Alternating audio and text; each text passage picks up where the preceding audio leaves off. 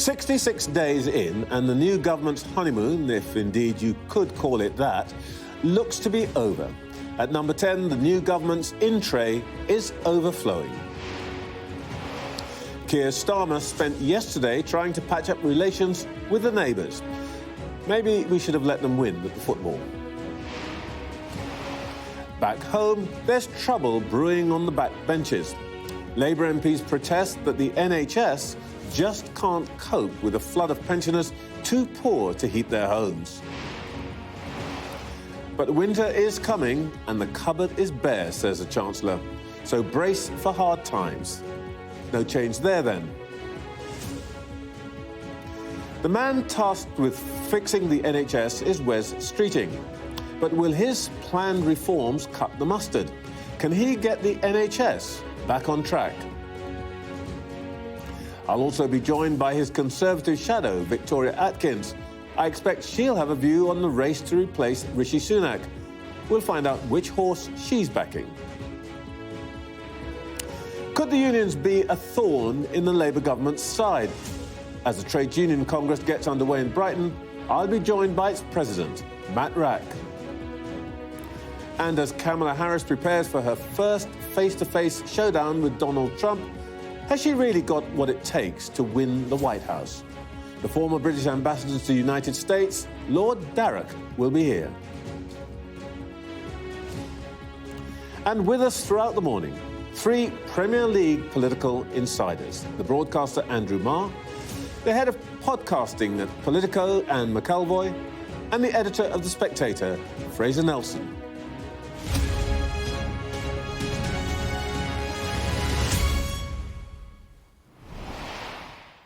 Welcome to Sunday Morning with Trevor Phillips. This week, Keir Starmer addressed Rishi Sunak as Prime Minister, seeming briefly to have forgotten that he is now the boss. But there's a queue of folk lining up to remind him, in President Truman's words, where the buck stops. He's already faced with a series of dilemmas, some of which he rather gloomily enumerated last week.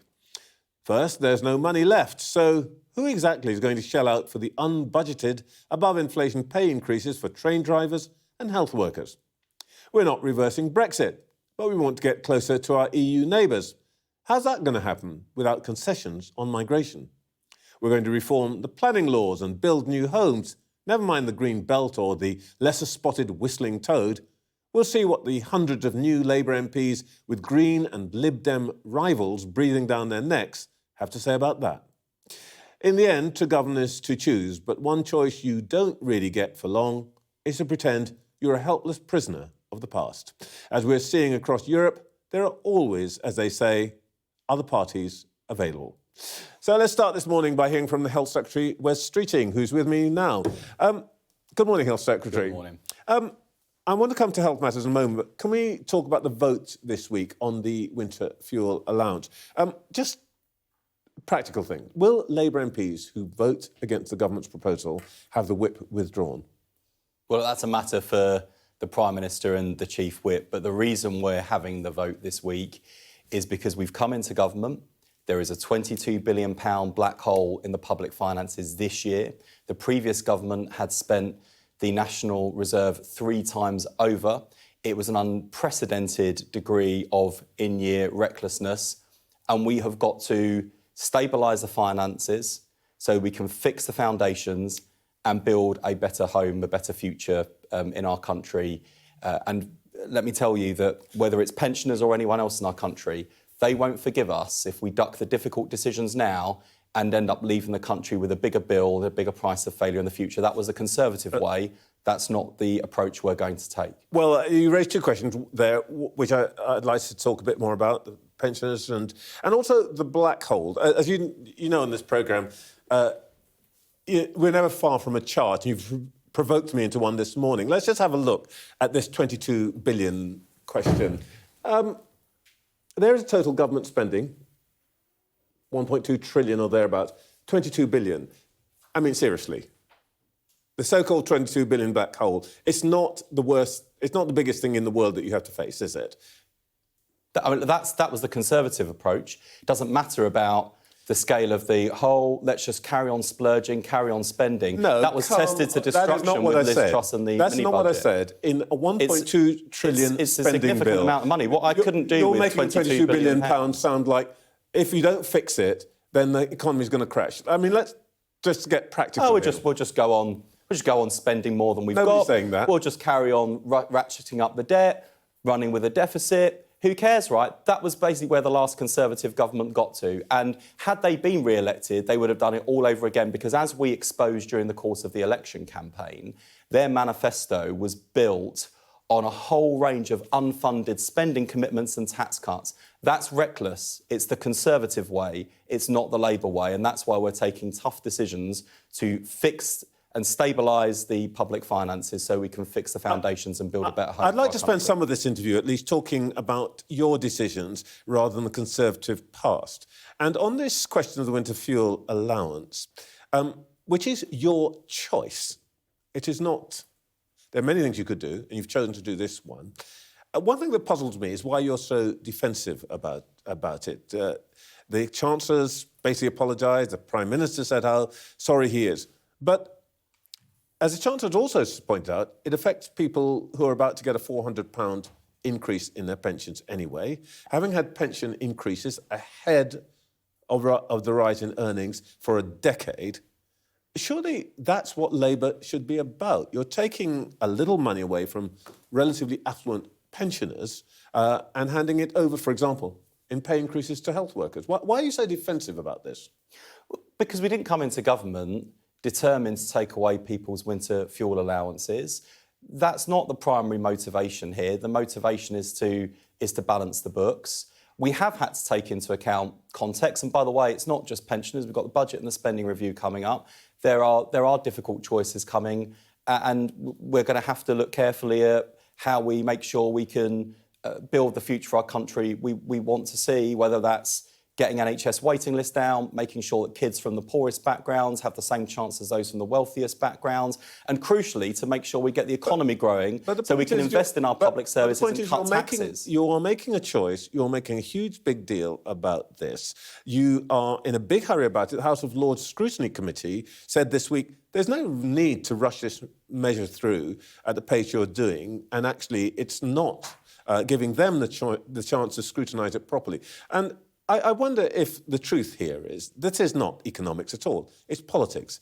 You want to make it sound like you're making a terribly tough choice when this isn't, in fact, the most tough choice you've got to face. I think it is a tough choice, and we've had plenty of political criticism for it, I think, which demonstrates the political pain of it. I'm not remotely happy about it, and I'm not remotely happy about having to say to some of my constituents, I'm sorry that I'm going into work this week to vote for something that will take money away from you. And you're right to put it in the wider context of the fact we're protecting the triple lot, the fact that the state pension will continue to rise, that's been above inflation pay increases, there is still free prescriptions, free eye tests and other targeted support available. You're right to point out all of those things, but it is also important to say to people why, when you're taking something away, why that choice is necessary. And I think there are lots of people out there, actually particularly pensioners, who've seen governments come and go and have seen what happens when politicians duck the difficult decisions, who, even if they don't agree with this choice, I hope will take some reassurance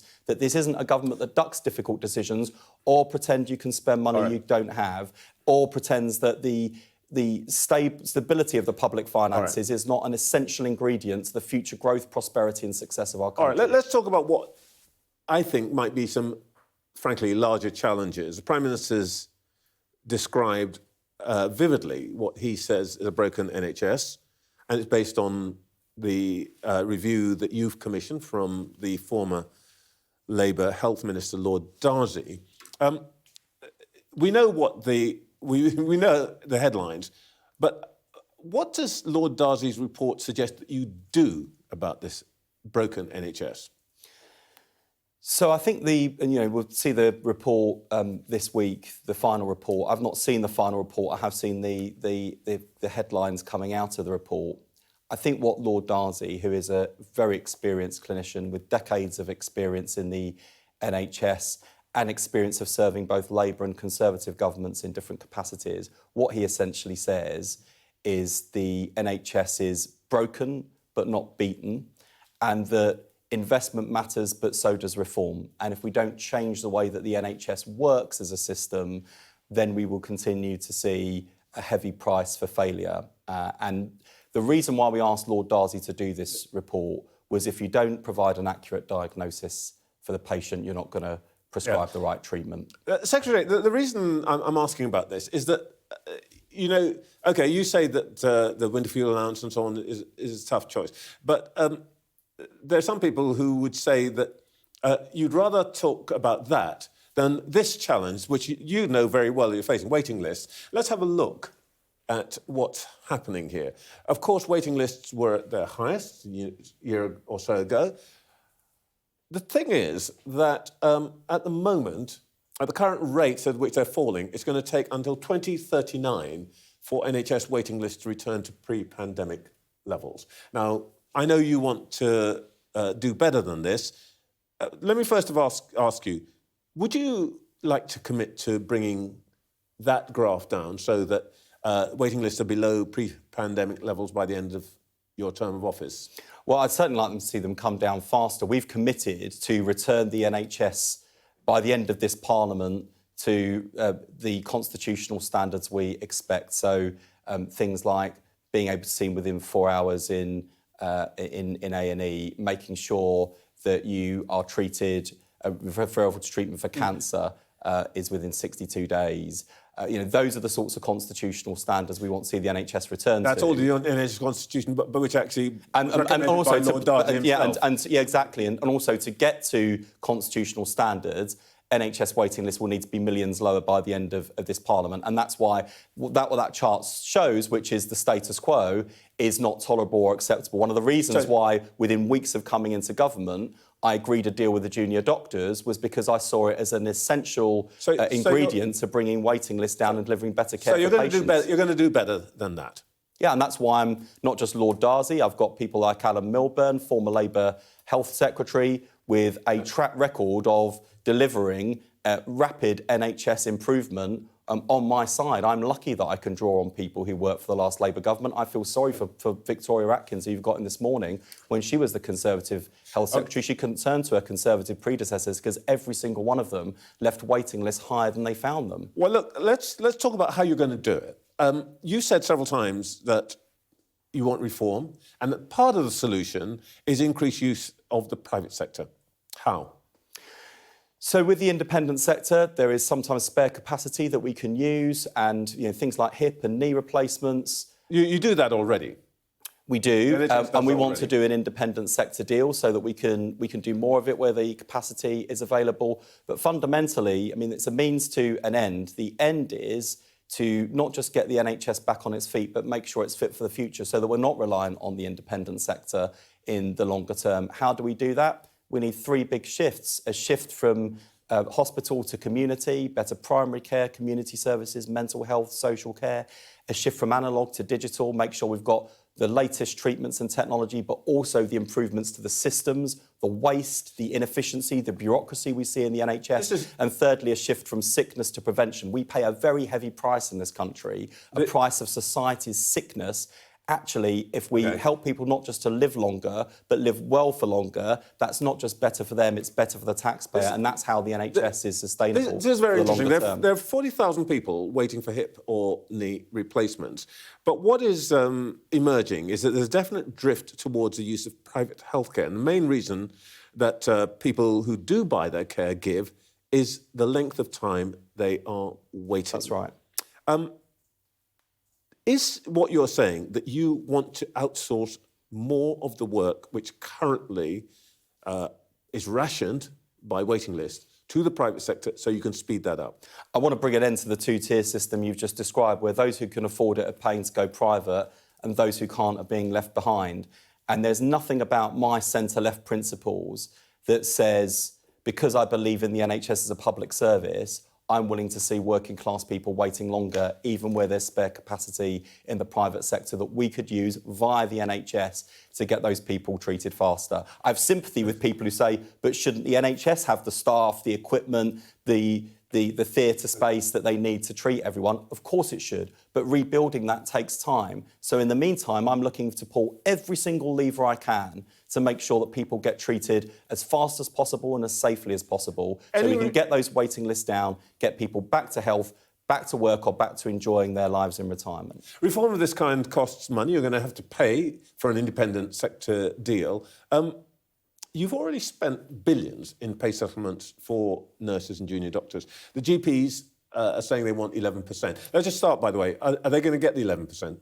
Well, we've already seen a significant uplift in the GP contract, and also one of the first things I did, which I think is a statement of intent, was put around £100 million into employing 1,000 GPs by the end of this year, who otherwise would have been unemployed. That was the situation I walked into, right? There were people who were qualifying as GPs this autumn with no jobs to go to, even though patients are struggling to see a GP. That's the answer that was to a the different Conservative question. way. Are they going to get their 11% uplift? Look, one of the things I want to do is work with GPs, but these things are negotiations. We have to work together, and I think it has been a significant statement of intent on the part of this government. One of the first things we did was deal with GP unemployment in the way that GPs were calling for us to do. But you've got to settle this before winter comes in, haven't you? Have you met them yet? I've met the BMA GP committee many times, the Royal College of GPs. I've been in general practices talking to GPs on the front line. Maybe you met them as Health Secretary? Yeah, since the general election. Okay. Met them prior to the general election. I've met the BMA GP committee a number of times now. And one of the things I've said to them in the context of this dispute, I understand how you ended up in dispute with the last government. You've got a new government now, so work with us rather than against us. It sounds to me like they're going to get a deal. It sounds to me like you're saying they're going to get the money. No, I don't want to set expectations in the wrong place. You can see from the conversation we've had about winter fuel allowance, there are difficult balances to strike in the public finances. We've got a spending review coming up. I can tell you one of my priorities for the spending review will be helping to shift the centre of gravity in the NHS out of hospital into the community. That includes better primary care, better access to general practice. That's the hope I can offer GPs, but you've also got to give us a bit of time. I understand how the GPs ended up in dispute with the last government. There's a new government now that wants to work with them. Let's work together rather than against each other to build the NHS we both want to see. A word about another big problem that the government face. It's not in your department, but the jails are full. Is the government actually considering renting space in foreign jails, Estonia, for example? I honestly don't know, because to be honest, I've got enough to deal with health and social care. I do think, by the way, as a colleague, seeing what the Prime Minister and the Lord Chancellor, the Justice Secretary, have had to deal with in terms of prisons is an intolerable situation that no incoming government, no Prime Minister, no Justice Secretary should ever have to face in terms of the state of our jails. And the fact that the last lot knew that and didn't do anything about it is one of many, many reasons why they should be in opposition for a very long time. We can talk about the last lot till the cows come home. Yeah, but don't let them off the hook as well, Trevor. Don't let them off the hook, because they should be held to account for what they've done to our country. You've got the gig now. Is there anything in principle that you think should prevent a Labour government from sending prisoners abroad?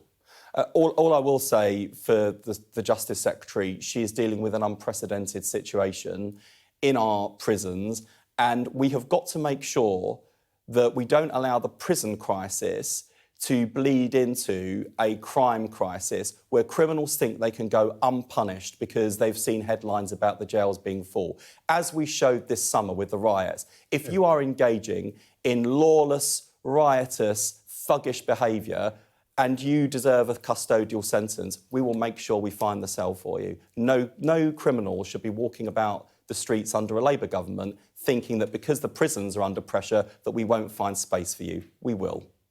All right, just very quickly before you go, the topic that pretty much everybody in the country is talking about, should the England manager sing the national anthem at this week's game against Finland? Well, everyone thinks they can do a better job as the England manager. I always give full-throated voice to the national anthem, but it's up to him to decide what he does in terms of singing the national anthem or standing there quietly. I've not heard him sing. He might be terrible. Yeah, but that's true. That's true about all footballers. But does it make you feel at all queasy, or do you think literally that it is a matter of no import? So it's a matter I haven't given much thought to be honest. I've got other fish to fry. But look, whenever I'm at an England game, I always give full-throated voice to the national anthem. Wes Streeting, thank you very much for your time this morning. Thank you.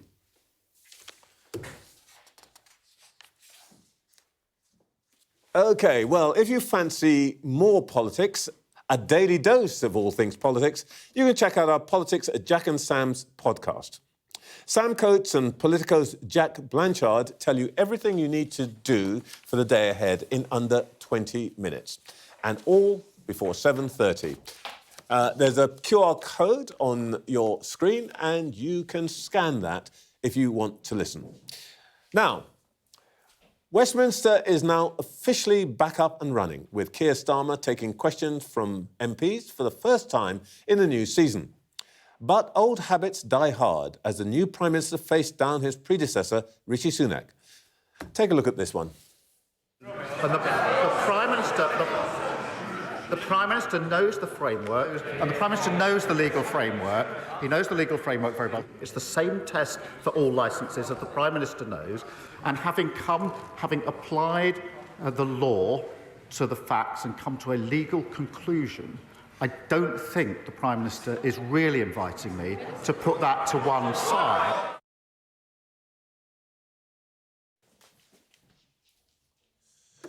Well, let's bring in our panel. We're joined all morning by the political broadcaster, Andrew Marr, the head of podcasting at Politico, Anne McElvoy, and the editor of The Spectator, Fraser Nelson. Andrew, you're a long-time observer of the Chamber, and I know you've been in there this week. It's all taking a bit of time to get used to it, isn't it? It's actually very funny indeed, Trevor. You played Keir Starmer referring to Rishi Sunak as Prime Minister again and again and again. But I also noticed that when Labour ministers and indeed their Tory opposite numbers come into the chamber, again and again they head for the wrong bit of the chamber. They forget which side they're supposed to be sitting on. It's a very surreal experience at the moment. And when Ed Miliband was launching Great British Energy this week, a big moment for the government, there were virtually no Tory MPs opposite him. There were empty benches, and then a great big bunch of Liberal Democrats and Scottish nationalists. The rhythm, the tone of the chamber is completely different now. And you also have been observing this for a long time. There is a psychological problem, isn't it? Wes Streeting's now a minister, but you can still slightly feel the echoes of the campaigner there. Yes, and I think Wes Streeting is that kind of politician, in fairness. He always sounds like he's campaigning. I think there will have to be a bit of a tonal, not just in Mr Streeting's case, but a bit of a switch to, we're in charge now. We carry this thing. It's not just like we are trying to get the ball off the other side. Football metaphors bound to pop up later. But I do think there's also, I think, a problem if Labour continue only to go down this track, and it's very tempting to say what a mess we've been left by the Tories. In part, it's true. In part, national finances have been in a very difficult position for many years, and particularly since the pandemic. But there's also that sense, and I noticed you were pushing Wes Streeting on, well, what are you going to do, which is your job. But you do also have to sound like it's your job to come up with the what are you going to do. You can still say we were left in this horrible mess, but there is a danger, I think, in extending this period too long in which the tone is one of lament. And I do think the public are moving on pretty fast from that. They're like, I don't know, we gave you this majority, you go play with it. What do you think, Fraser? I mean, I stopped counting, but I think Wes referred to the last lot, I think 6 times at least, in that interview. It's a good tune, but how long do you think it's going to last and be credible? It will last until they get ideas of their own, and this is the slight problem. I mean, this is a government. I mean, Labour got a very small share of the vote. No governing party got fewer share of the votes than Labour did. And mainly by complaining about the Tories. Now, of course, the public were fed up with the Tories, that worked, but they were never really asked what they would do differently. Now that they're in power, they've got to say, and even they're not quite sure. So the reflex they've got is just to keep talking about the Tories, to keep acting effectively as if they are in opposition. And I think that slip we heard from Keir Starmer makes a more fundamental point, that they haven't quite worked out, but it is now time to stop complaining about the last government and start coming up with the solutions that are going to work. And that's quite a shift for them, it seems. Andrew? I think the answer to your question, in some respects, is until Tuesday, Trevor, because Tuesday is the vote on the winter fuel allowance, a very, very difficult moment for a lot of Tory MPs. And then, of course, after that, we've got the TUC and the workers' rights agenda to argue about, and then the Labour conference. But I think your Fraser's quite right. This is the moment the rubber hits the road, if that's the right metaphor. And there are really hard, difficult choices here. I mean, Wes Streeting also has one about smoking. Where this, the health reasons for banning smoking outside pubs or near children's schools or wherever it is quite strong. But at a time when there aren't enough prison places, are you really going to criminalise another large chunk of society when the police can't, it seems, stop the shoplifting epidemic, can't stop the phone jacking epidemic? There's some really big choices here. I'm rather puzzled, actually, as I put to Wes, that about the gloominess of the tone, because in my mind, for example, Labour governments are about redistribution. They come along and they say, we're giving 300 quid to a lot of people who, frankly, have done, relative to most wage earners, not too badly over the last decade, and we're going to take that away. And, to use Andrew's word, that's uttered in a tone of lament, when perhaps you might argue that's what Labour governments are for. You could, although I would point you to the relatively low rate of British pensions in the international system of comparable countries. So I think a lot of people are heading to be pensioners, already pensioners, might be wincing when you say that. It's not like you're starting from a particular... I know, I can feel the social... Well, yeah, I was going to say, have a quick look at your Twitter afterwards, and sort of the grey vote may not be going your way on this one. But you are right, it's a question of choice. I would see it more as a question of choices than redistribution. And I think what they're trying to do, and you can see Rachel Reeves, I think, signalling, as I understand what's in the papers today, that she's not going to move at all on the policy that they... And I suppose it is an answer to what a lot of us have been saying here around the table. You've got to show you're in charge. You better do something. That sometimes that is going to be very unpopular. And I think she is going to stick with it on the grounds, partly on your logic that there are other things she needs to do with the money, but also that there is money there that is flowing towards pensioners. It's just not going to be in this form. The problem that I have with how miserable are you? Heaven knows we're miserable now, Labour look, is that if you say to people things are going to get worse before they get better, name me the day on which everyone's going to say, oh, today I feel like really good about having a Labour government. Yeah, I think you've set up a really difficult test. I think the winter fuel payment was set up when the average pensioner was something like 30% less well off than the average worker in terms of income. And now that gap has closed so much to less than 10%. A quarter of pensioners live in millionaire households right now. A quarter. That's where the winter fuel payment is going. So if you've got a villa in Sicily and you're spending winter there, you get a winter fuel payment. It's obviously absurd. Not many people. But the principle, right? Why should you get this if you're a millionaire? You shouldn't. And if Labour can't really justify... They're struggling to justify it, and I can't work it out. I think this is so overdue, abolition, this thing. Of course, welfare should go to those who need it, not to those who don't. If Labour can't make this point, how are they going to make the point about welfare reform? That's going to be a far harder argument they've got coming down the road. This should be an easy one. Much harder. There's a very interesting piece in The Observer today about other things that Labour could do to, as it were, soften the blow, using council tax bans, for instance, as a way of deciding who gets the winter fuel allowance and who doesn't. There are options there. But I was really interested in the exchanges between Keir Starmer and Rishi Sunak in PMQs last week, where Rishi Sunak, not surprisingly, was going on the pensioners issue, as you have been talking about. And actually, Starmer had a very good response to that. He had a very good response on the relative amount of money coming to pensioners with the uplift and so on, and the economics of it. Where he didn't respond at all was Rishi Sunak was saying, you have made the choice to give relatively well-paid train drivers £10,000, and at the same time you're doing this to pensioners. Why did you make that choice? And the Prime Minister simply avoided any reference to train drivers as left or anything like on that side of the argument. So there is a debate to be had there. One thing we did hear from Wes Streeting is a pretty clear steer that he's not going to be afraid to get into bed with the private sector in health. And this has been anathema to some extent to Labour. Do you think they're going to be able to do this in the way that he's suggested, Anne? Well, politically? I was just listening to that and checking back when I was last writing about this in detail. And of course, it was just 2004, 5, 6, until Gordon Brown came in 2007. It's Groundhog Day. Aritaza is doing a report. The report is going to say where there are gaps. Then there is going to be an enterprising, forward-looking health secretary, this time West Streeting. Then it was the Alan Milburns, and then that all got kind of watered down. Who's back again as well? Who's back again? I mean, honestly, it is. It's the biggest tribute band going, this healthcare reform. It's like those endless ABBA tribute bands. Now, I don't mean to be sort of cynical about it. It does matter. They do need to use the private sector. But you have to be aware that there is institutional resistance, both inside the NHS and inside Labour. So West Streeting is going to have a fight on his hands and see if he's really up for it. OK, we're going to return to this again and again. It is 9 o'clock. You are watching Sunday Morning with Trevor Phillips. In the last hour, the Health Secretary, West Streeting, has told this programme that he's not remotely happy about the government's plans to cut winter fuel payments. But pensioners and the country won't forgive the government if ministers duck difficult decisions. Well, there's plenty to stick around for. Shortly, we'll hear from West Streeting's shadow in the Conservatives, Victoria Atkins, as she reveals who she'll be backing in the long-standing leadership saga.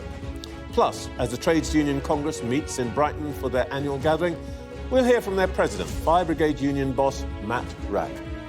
And as we count down the hours to the head-to-head debate between Kamala Harris and Donald Trump, we'll get the view of Lord Darroch, who used to be Britain's man in Washington. All right, let's get back to the state of the NHS. We're joined now by the Shadow Health Secretary, Victoria Atkins. Good morning. Good morning. Shadow Health Secretary now. I need to make sure that I don't make the mistake myself. Let's start with this. I'll come to the leadership in a question in a moment. But Prime Minister says that your government broke the NHS. Is he right? No, he's not. And I think what we need to have now is a sensible conversation about the future of the NHS. As Secretary of State, I will come onto your programme, Trevor, and be very open about how, of course, the NHS is facing long-term pressures and struggling with many of them, as other healthcare systems are around the world. So we know the pressures that the fact we're all living longer is placing on the NHS. We know the fact that we're living with more multiple long-term conditions that require care and medicines. That's placing a pressure on the NHS. There are also pressures such as, for example, the impact of social media and how that is shaping young people's minds, something that we are all very concerned about. And I was clear as Secretary of State that to build an NHS for the next 75 years, we have to marry reform with investment. And I tried to do that through the productivity plan, which I understand, the tech plan, bringing tech to the front line of NHS services, but which I hear that Labour is cancelling. And what worries me is what we've seen so far from the Health Secretary. The only thing he's done is to give junior doctors a pay rise with no productivity reform. Well, let me stop you there.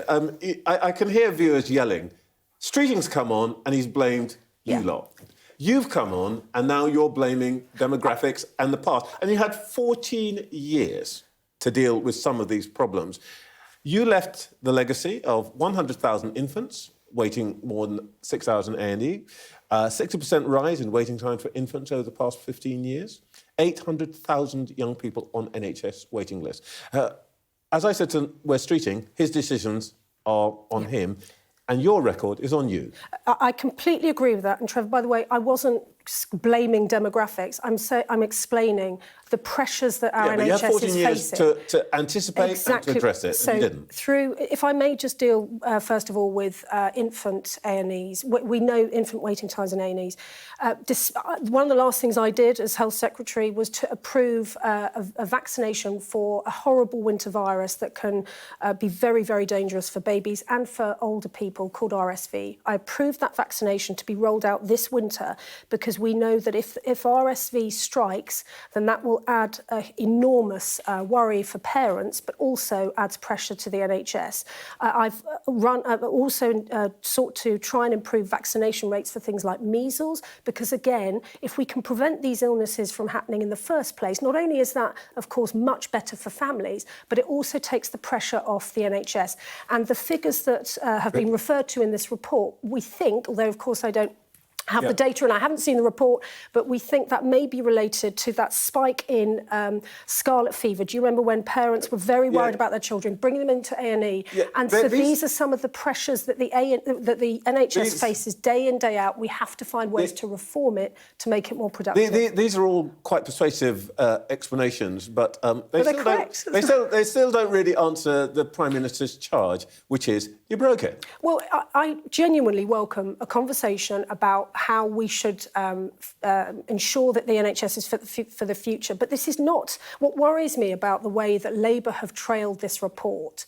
And, you know, they're choosing the headlines they pick, is that they have commissioned this report into England, knowing full well that the health situation in Wales is far, far worse. They have 1 in 4 of the population. Oh, come on. Well, no, Trevor, the figures, forgive me, that they have the longest waiting lists in Great Britain. They have 1 in 4 of the population on waiting lists. Oh, come on. The election campaign is over. You don't need to do that. No, but my question to the Labour Party, I want to work constructively with anyone who will reform and help our NHS and patients. But if they're going to do this sort of reform, please, they need to also ask Lord Darroch to look at Wales, because the situation in Wales under Labour control has been lamentable. And so, and I say this because my worry is that this report, prepared by Lord Darroch, a very eminent surgeon, but also we don't forget a former Labour minister and Labour peer.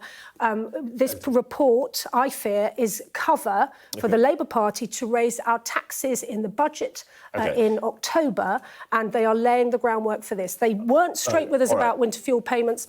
They're not being straight with us about taxes. And we need to have a grown-up conversation about the NHS, but this is not the way to go about it. All right, you've made the point. Can we talk about the Conservative Party itself? Second round of voting for a new Conservative Party leader takes place this week.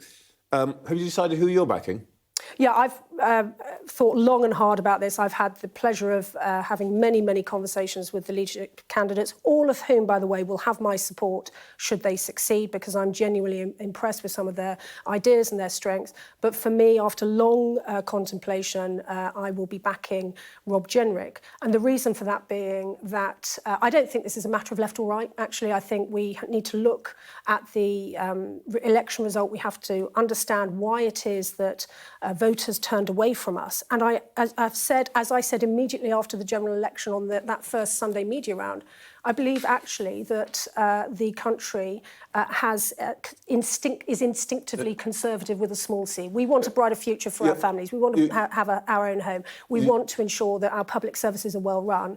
And I believe that Rob and I can find that common ground and reform the Conservative Party to attract those voters back to us. When you say Rob and I, is this a double ticket? No. Are you in some deal with him? No, I am simply saying that I believe that with the experience I hope that I bring to this conversation, as many other people bring experience as well, we will find this common ground and we will be able to begin scrutinising the government. And indeed, this week of all weeks shows the urgency of that scrutiny, because on Tuesday, we, the Conservatives, have forced the Labour government to have a debate about winter let's fuel not go back to that. Well, it's really important, Trevor.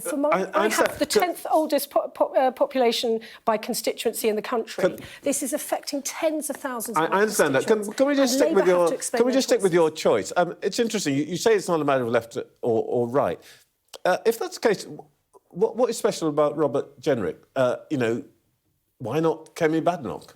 So one of the things that I spoke about as Secretary of Health was my concern that the social contract between younger people and the NHS was being broken, because the NHS had to keep track with how young people use their services nowadays on their phones and so on. And that is why, as Health Secretary, I brought forward this £3.45 billion productivity and tech plan, which sadly it seems Labour are going to cut up. What's that got to do with why you've chosen Robert Jenrick? I have long been concerned about the younger generations and what they are facing at this point. And Rob has got, I think, a really interesting story to tell about younger generations.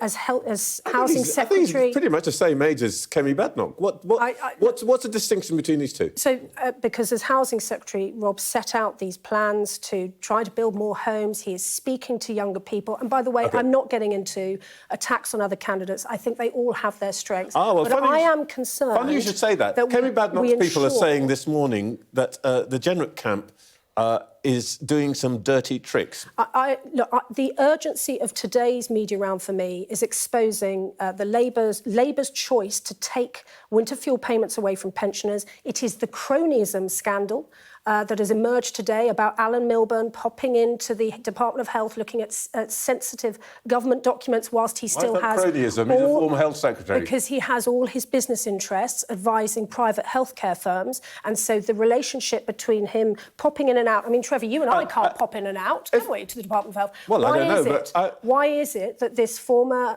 health secretary with these substantial private interests is being allowed to pop in and share government, sensitive government documents? None of that ever happened in 14 years of Conservative government. No business leader, no person who had private interests was ever invited to advise Conservative ministers on their area of expertise. So there is a palpable difference between advice being sought in a minuted and formal environment with civil servants compared to what the Sunday Times is reporting, where Labour's cronyism scandal continues to engulf the Department of Health. I'm here to talk about their cruelty, their cronyism, and their cockeyed accounting, which I'm pleased to see you were showing on their chart. I understand that. Look, we really have got to do a job of scrutiny. I should just say, by the way, Alan Milburn, of course, is not here to explain why he might or might not have been in his old department. But let's go... I will be writing to the Permanent Secretary today to try to discover answers. None of this has been declared. That is what is worrying. There may be a perfectly innocent explanation, but the Department of Health is not providing it. Well, we will find out. I want to ask you about something else, which is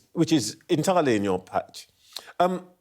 We understand that the current party leader won't be delivering a speech to the conference. That will be the first time that there won't be a leader's speech at the Tory party conference since 1963. And the reason then was that Macmillan was in hospital with problems with what he thought was prostate cancer, and he resigned, actually, that week.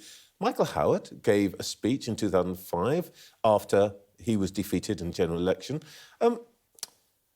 Does this tell us something about Rishi Sunak's political judgment, that he's basically seems to have walked off the pitch?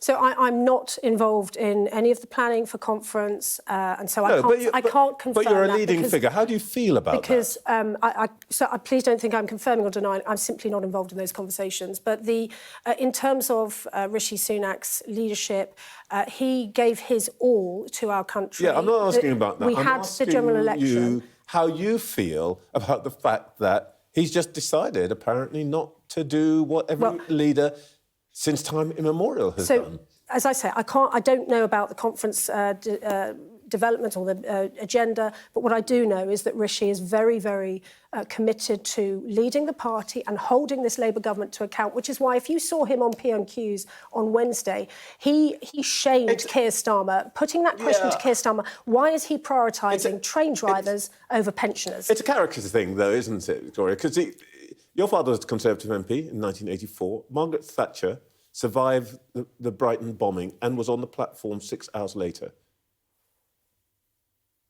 What do you think he would have thought about a leader who says, I'm off to California? Well, I'm a little uneasy about drawing parallels between that terrorist attack, which many people were that's not what I'm doing. Died by, and hurt. It's a character thing.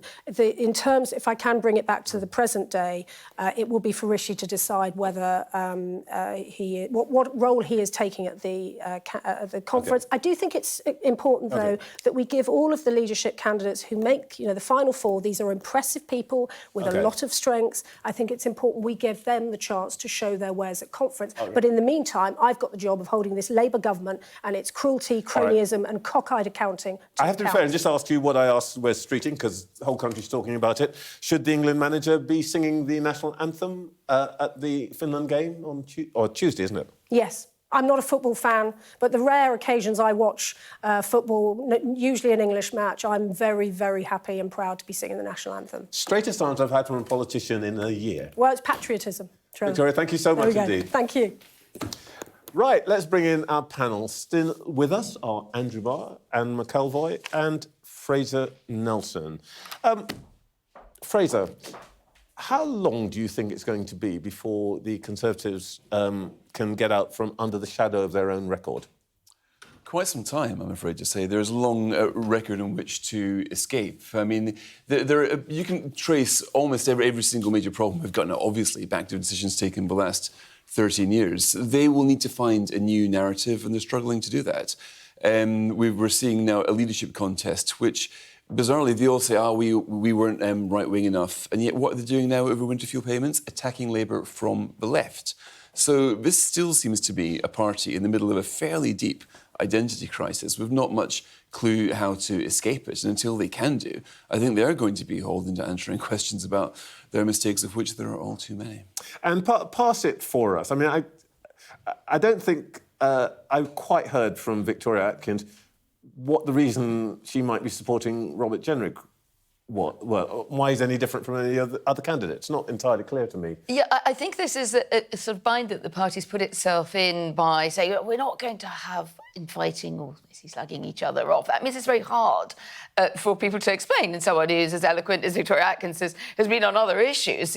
Other than thinking that Rob Jenrick's now ahead, I was left very unclear about why she would have made that choice. She said she thought long and hard. Well, that implies a choice. So why not Kemi Badenoch? You know, what had changed? It does seem that Rob Jenrick has got a nose ahead at the moment. Kemi Badenoch started, I think, clearly as the favourite. So I think there's work to do by the Badenoch camp. I think actually, what she could have said is, well, I just feel that this is a guy who's moved pretty much from being a Cameronian Tory to being able to soak up lots of votes on the right, and we need that broad church. I don't want to put words in her mouth, or maybe she thinks that Kemi Badenoch can be quite heated at times. But I think we need to know more from senior Conservatives about what they're doing and why, and that may be also why Rishi Sunak is staying out of the way, sort of let them get on with it. I would like to see, I think about the campaign in the next week, we need to hear more directly, I think, from the candidates. I would say the country should have an interest in this as well, as it all being kind of deals behind closed doors.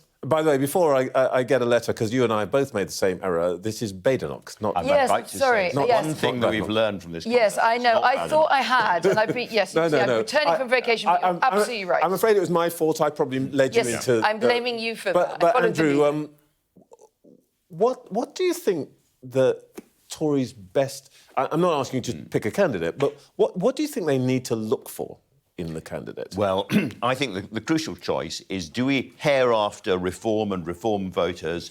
Do we woo Nigel Farage? Do we go in that direction? Do we talk a lot about the culture wars, about trans and all those issues? Or do we try and come back towards the centre ground of British politics, which is where elections are won?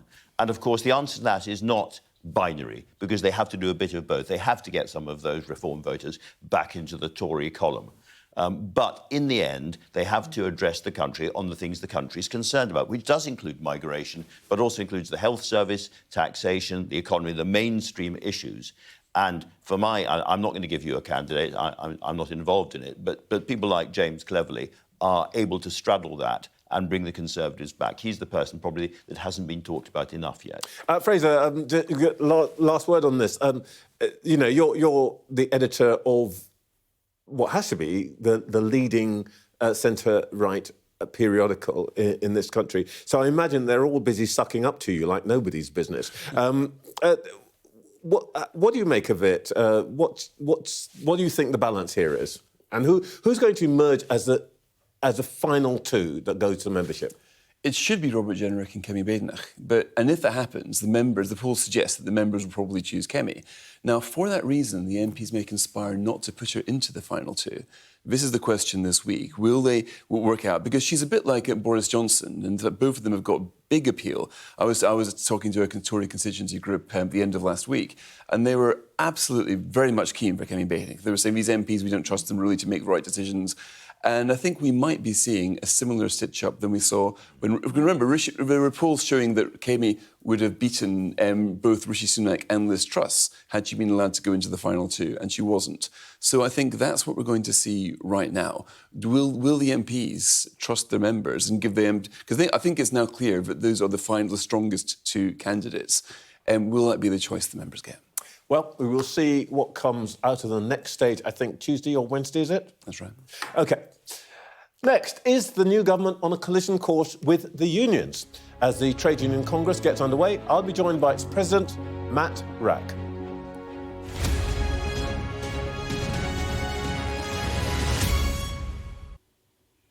You'd imagine that the start of the TUC's annual conference under a brand new Labour government would be something of a joyous affair.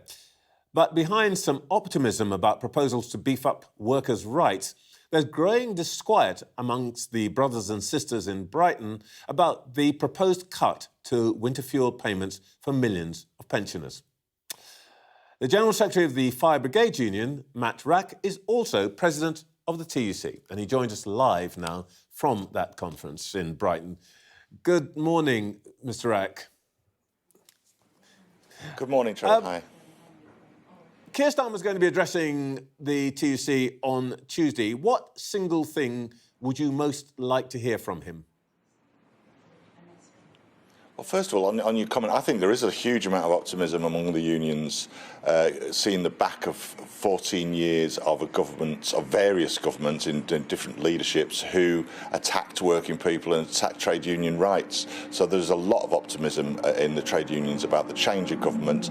Of course, there's going to be debate and dialogue. That's inevitable.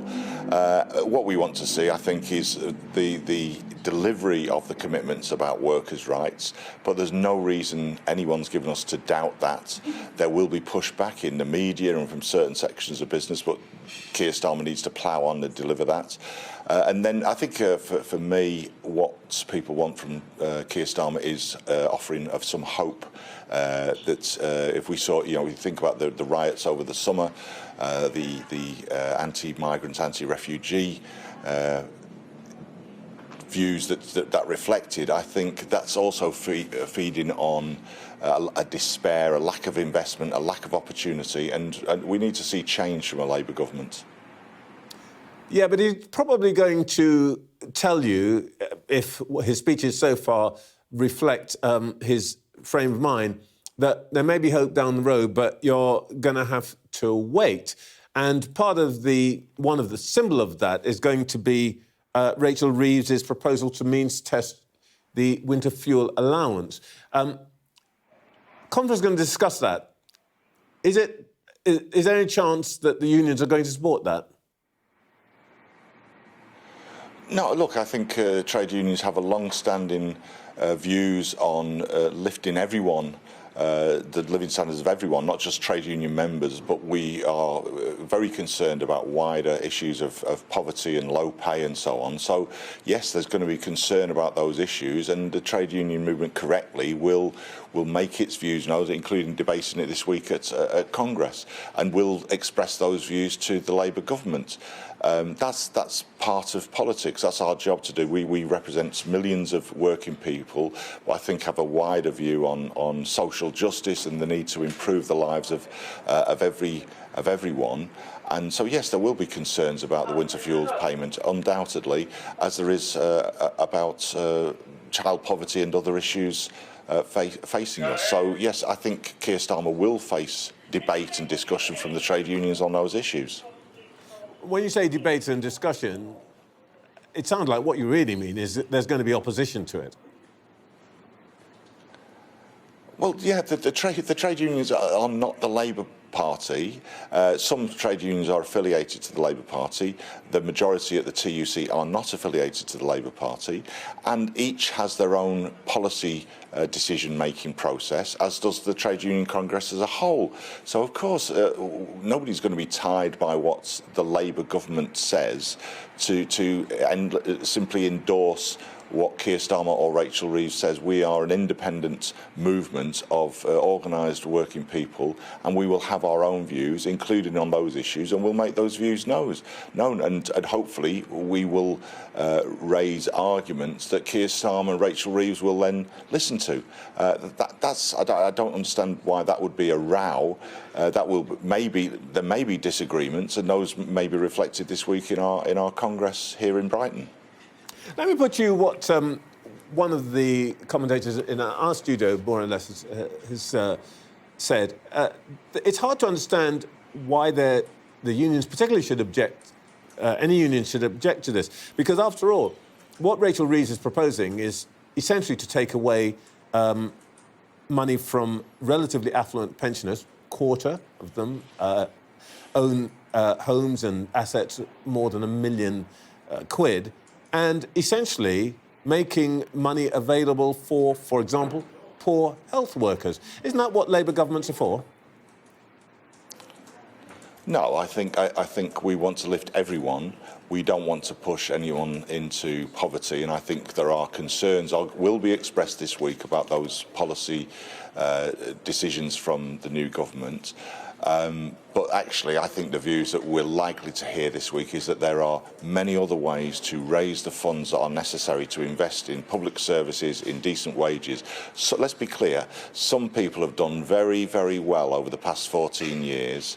Some people did, while the rest of us were told to tighten our belts during COVID, for example, some people did very, very well out of crony contracts that were handed out by previous governments. So let's start turning our attention to those people, the very, very wealthy and the big corporations who've made a lot of profit and money in the past 14 years. And there are resources. We're a very wealthy society. Nobody needs to live in poverty. On a wider industrial front, to some people outside politics, it might seem a bit puzzling. Train drivers get an above-inflation increase, and first thing they do is threaten the Labour government with more industrial action. Doctors are doing the same. Has Keir Starmer got a case of being a bit fed up? No, look, you have to look at the detail in relation to the train drivers' dispute. That was a particular dispute on one particular train operating company, and actually no strike action took place. It was resolved very quickly, and no workers, whether in any union, take strike action lightly. And in that case, strike action didn't take place. So we're actually talking about a bit of a non-story, aren't we? Well, I don't know it was a non-story. It covers pretty widely. But I want to come to another point which was definitely a story. This week, Tony Blair said to my colleague Sophie Ridge on Sky, speaking about the Grenfell tragedy, that mistakes will be made. And I just want to play you what he said.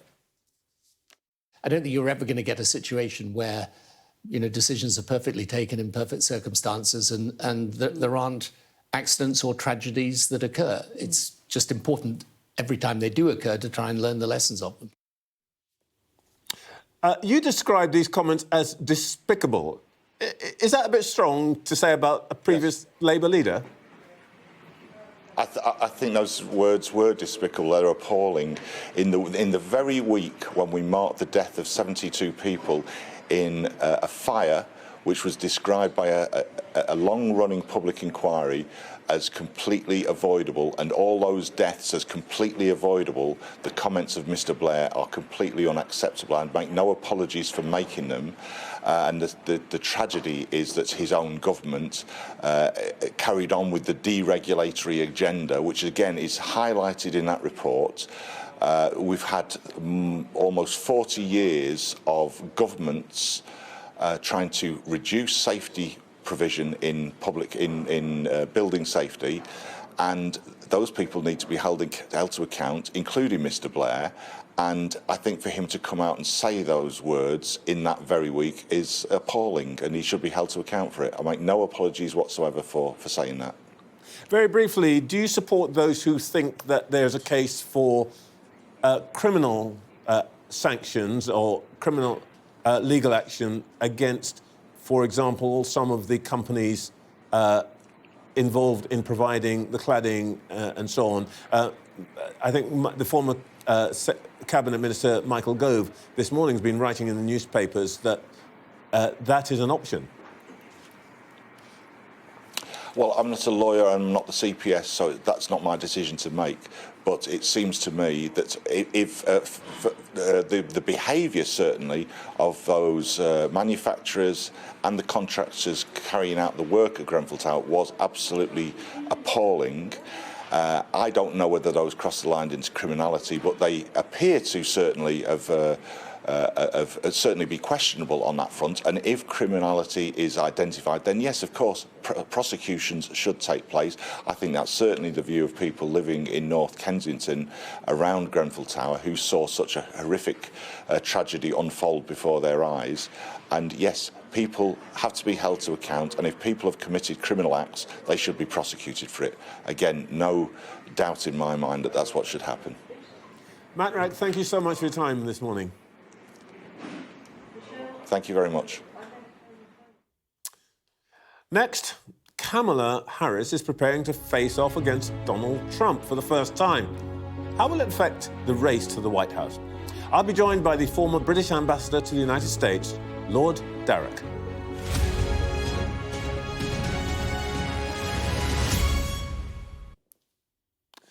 Before the break, the former British ambassador to the United States, Lord Darroch, told this programme that this week's live TV debate between Kamala Harris and Donald Trump will be absolutely pivotal in the race to the White House.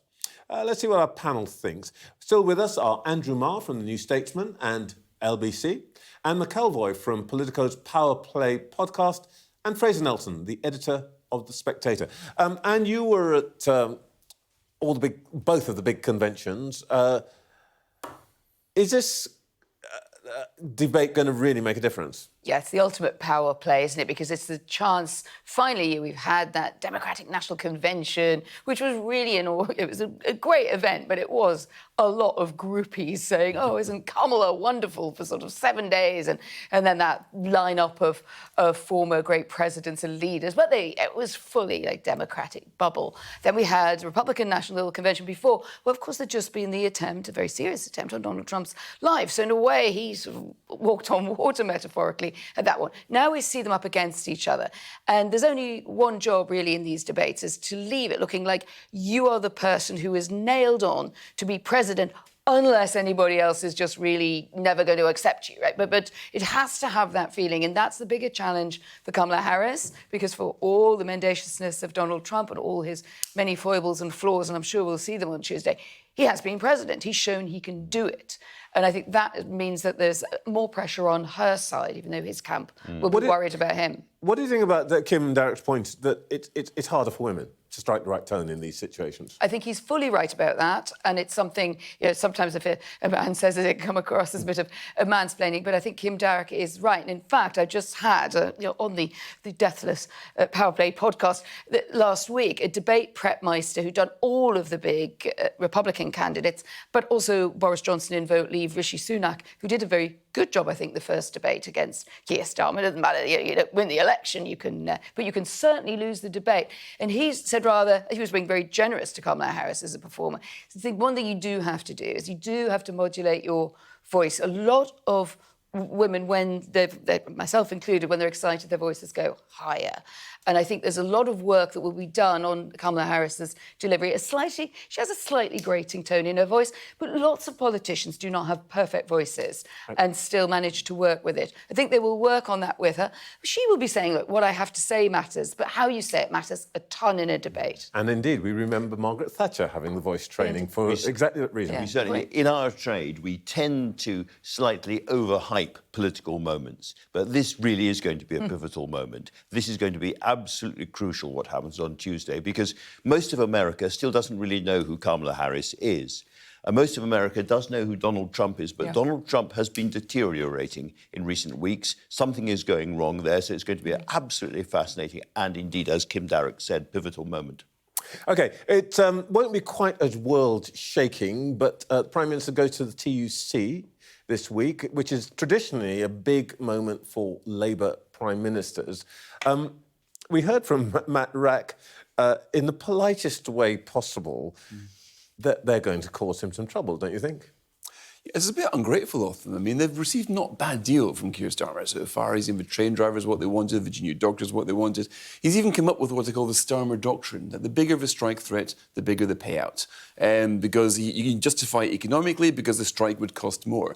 So that's really pretty much a full set of demands which he's given to the union. So if they are mean to him, it's not very grateful of them. At some point, he's going to have to confront a union about something, that's clear. I think the other really, really big issue here is the workers' rights agenda. It's still very unclear, in the end, what Jonathan Reynolds is going to come out with in detail about that. But we know, we've got Rachel Reeves saying, the North Star, the single thing that we are committed to is growth and productivity increase. Now, some of these workers' rights agenda things, the 4-day week and the rest of it, appear on the surface to go in the other direction. And there will be, there ought to be, I hope there is a degree of tension inside government about that. But he'll want to go, Keir Starmer, to the TUC and keep all of that under the carpet. He'll want them to be very, very pleased that there is a big workers' rights agenda coming quickly, and it is coming quickly. That is going to be, I think, the tension inside government, though. You can't have two priorities.